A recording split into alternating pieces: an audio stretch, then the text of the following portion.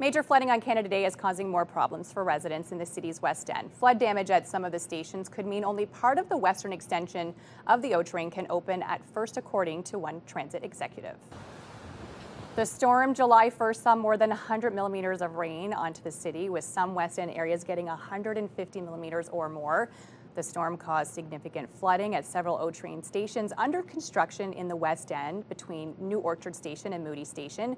Transit officials also won't rule out having to replace some of the tracks. So let's bring in City Councillor Tim Tierney this morning to discuss. Okay, let's talk about the financial impacts that this could have, of course, on the project and on the city. Yeah, again, that's to be determined. Obviously, when you have a catastrophe like this, and let's face it, the entire city went through a lot of flooding. It was very not a usual situation.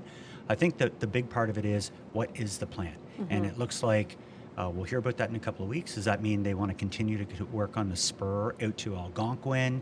Is there an opportunity for that? A lot of my West End colleagues I've spoken to, Alan Hubley, for example, they want to hear exactly what's going to happen, and we'll get that update. We still proceed in the east. You know the east quite well, and that's moving ahead. I'm really looking forward to some of the work we've been fighting, and Rick Leary, kudos to their general manager, about the E1 service. It's going to help during that period till we actually see the East End running those trains on a constant basis from Trim to Blair Station, which is in my ward, and we're excited about that. So there are some silver linings. Is it a perfect scenario? No. But making sure that people can get around on that first day crush, September 1st, when you see the English boards coming back and the government workers that are being forced back to work by the federal government. Do we have a real update on the east of if everything is on target, or when should we see it be fully available? Well, if you live in the east, you've seen a lot of the double car trains moving, and people are like, are we just dusting the stations? Obviously, there's a whole series of steps. I think a lot of your viewership understands there's a 21-day consistent safety trial run process. And that's got to go all the way from Tunney's pasture straight through to Trim, and people have to disembark from Blair to Trim for that testing period. So we're going to hear about what this plan's going to look like. Rick Leary promised a technical update. It should be coming soon about how that will launch. So do I anticipate it will be before September 1st? No. I think we're all very well aware, and we want to make sure we have enough buses and mobility in the city. That means making sure police are out in intersections, keeping cars moving, not blocking the box, keeping people from texting and driving. Please don't do that. And trying to keep the city moving. And then later on in the year, as we get through the consistent 21 days of testing, I'm thinking it's probably going to be November timeframe. We'll hear an update coming up in a couple weeks.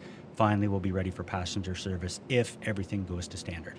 Speaking of the catastrophic storms, of course, this was like a very rare thing, but we are seeing more and more of these catastrophic, incidences happen with our weather. Yeah. How do we know that these systems are up to the challenge of what we're facing with our weather? Absolutely, and I put an inquiry into council, and I think this isn't exclusive to the City of Ottawa. I actually am president of the Federation of Canadian Municipalities. I represent 2,200 municipalities across the country, so we see this from coast to coast to coast. There's also a thing called the Green Municipal Fund, which is a $3 billion endowment of money that we parcel out to municipalities for resiliency. So we can do it on the front end, look at trying to get some of these things put in place to be able to prevent the damage. A good example in the West End, I want them to look at all the restrictors that are in some of the pipes to keep surface water. Maybe they have to be adjusted. So these are things that are going to happen on a regular basis. You just don't simply build it and leave it alone, because as we know, climate patterns, weather patterns are changing every single day, and our city has to learn to adapt just like all the other municipalities across the country. So many viewers obviously have concerns with the mandate the government going back to work 4 days a week come September 1st. Right. We've already seen kind of abnormal traffic patterns throughout the summer with an increased volume on the roads. Is this system going to be able to handle what we are going to see in an increase in people? Yeah, so first of all, we have two items on deck here. We have the public transit system. I feel we have enough buses. The E1 service is going to satisfy a big problem that happens if you live in Councillor Kitt's area, you live out in the further side in Councillor Dudas's area. A lot of these things are going to get you to that Blair Station, which is the part that's still missing, which the train would have satisfied in the east. Okay. So a lot more busing. That's part one. Part two is the actual transportation network. And chairing Public Works, I've spoken with our GM All hands are on deck. The mayor has made it very clear and spoken to everyone. We all have to be prepared. If you were taking holidays, hopefully you took it before now, because September 1st, our control rooms, I'll be there watching the traffic patterns on September 1st. They'll be adjusting on a regular basis. But there's things like people entering intersections. Police are going to be out in full force, making sure you don't go in that intersection and block the crosstown traffic. We're going to review a whole series of intersections where there's current stops and construction zones that seem to continue to go on.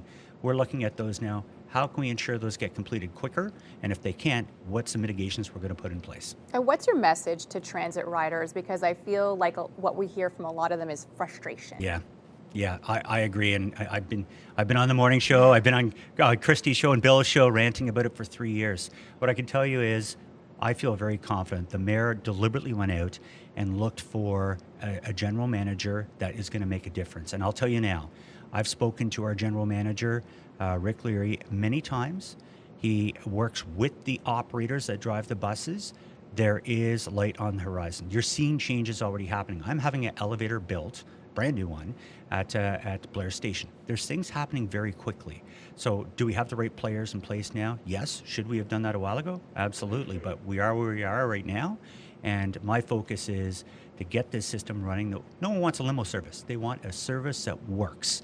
And that's something I think our taxpayers and residents deserve, and we're headed in that direction. Thank you so much for joining us today. Thank you very much, Melissa.